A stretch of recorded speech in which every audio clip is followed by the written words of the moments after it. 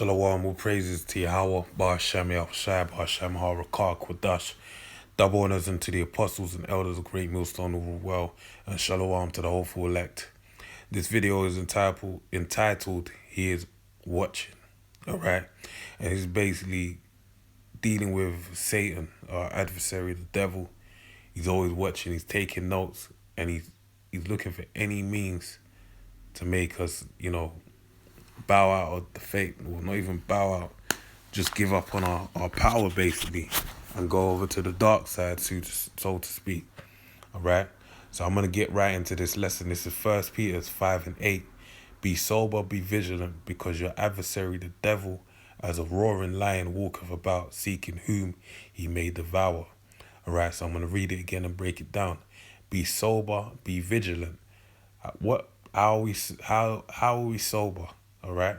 Sobriety is found by delving into the word, all right, and taking heed to it, doing everything that is to be done. That's our sobriety.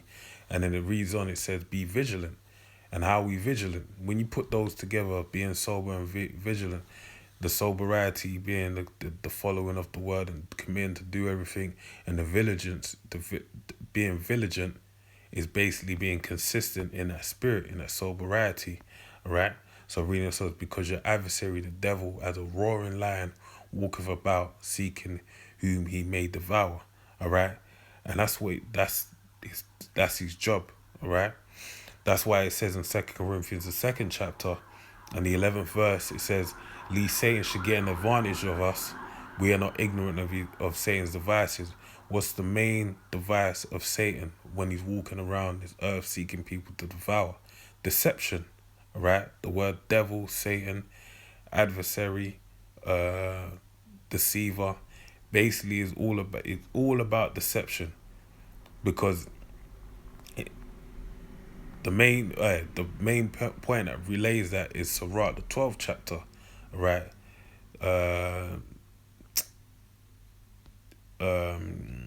How's it go, man? Salakia, your enemy.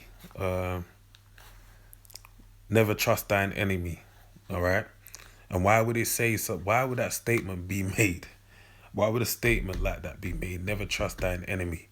If you know you have an enemy, are you gonna trust that enemy? If you know someone's your enemy, are you gonna trust him? Furthermore, to know someone's your enemy, how would you know? The way you would know is by the things that they do. They would basically make it plain that they're your enemy. But guess what? For that statement to be made, never trust thine enemy, makes it known that the enemy will attempt to gain your trust. Okay? So that's why it said, never trust thine enemy. With that being said, that shows you that deception is at work. All right?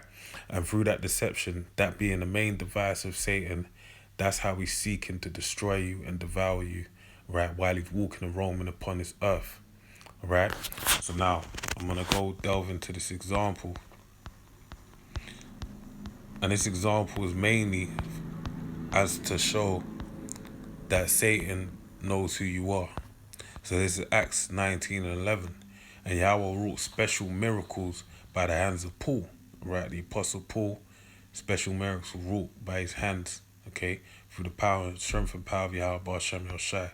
Verse 12. So that from his body were brought unto the sick handkerchiefs or aprons, and diseases departed from them, and evil spirits went out of them.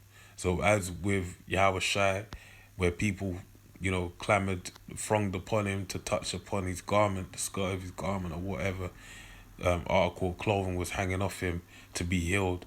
The same with Paul, all right?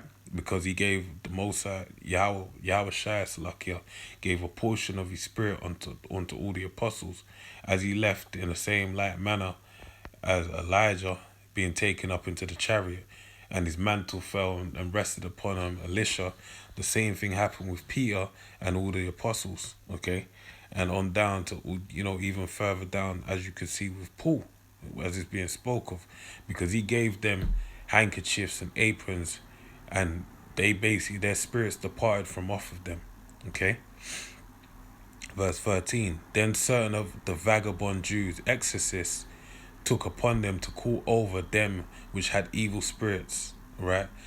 The name of the Lord Yahushua, saying, we adjure you by Yahushua whom Paul preacheth, all right?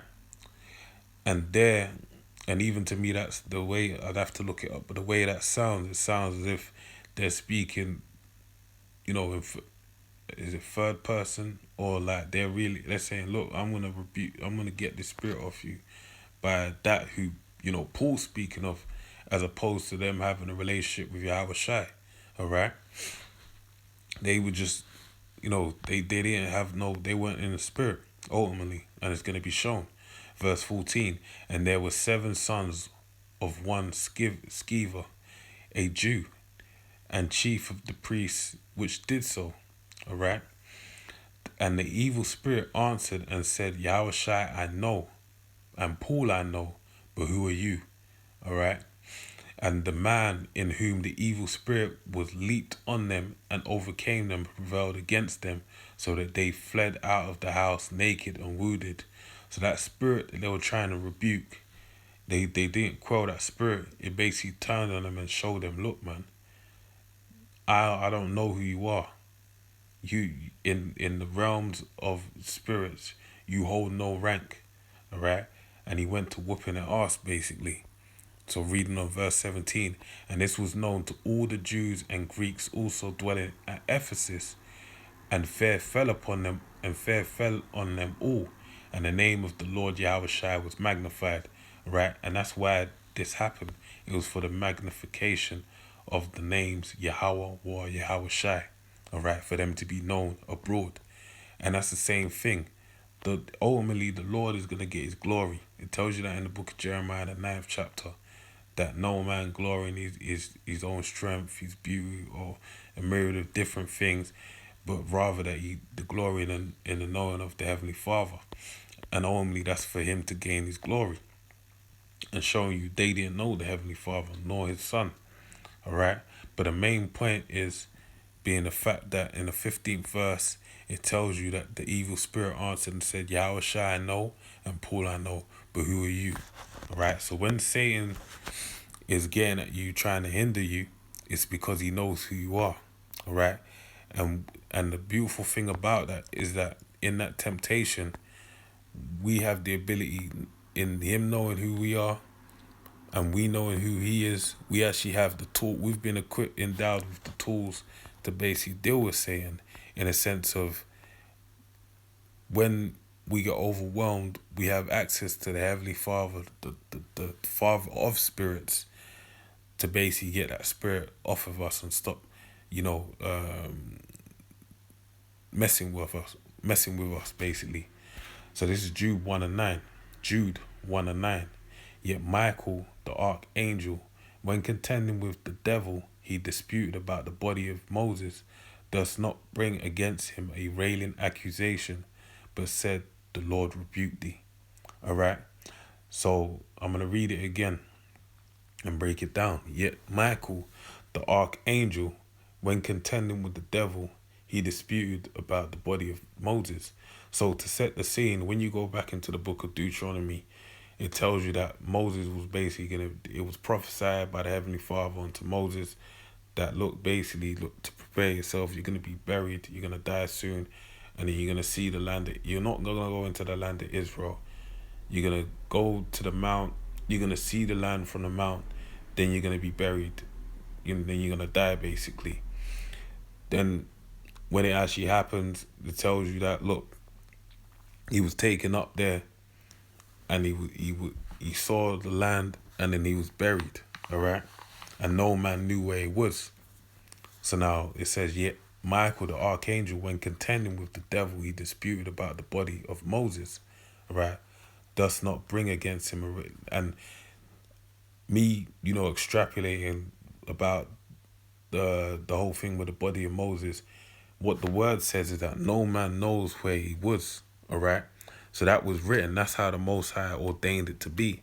But guess what? Satan, being Satan, working in accordance with his devices, wanted to upset the words of the Heavenly Father, or the command that was instructed before the angels. And Michael, being within the realms of that, dealing with administering the words of command that the Most High gave unto him to basically deal with Moses in his death. These were the things that this is what happened. It said, he does not bring against him railing accusation.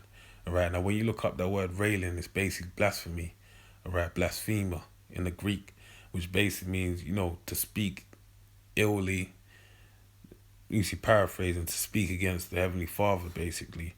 And what's a form of blasphemy? Going against the words of the Heavenly Father.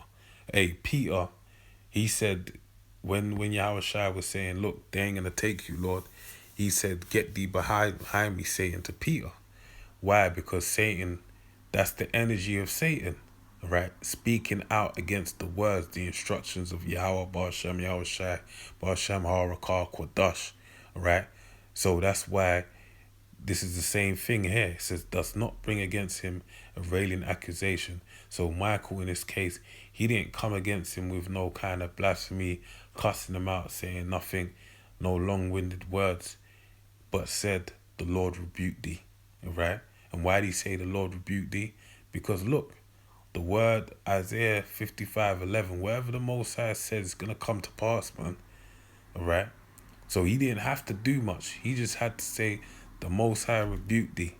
All right. He rebuked him in the name of the Lord. And that was that. Because what was written had to come to pass. All right. And it's the same strength that we have within this faith. So with that, man, I pray you're edified. Shalom.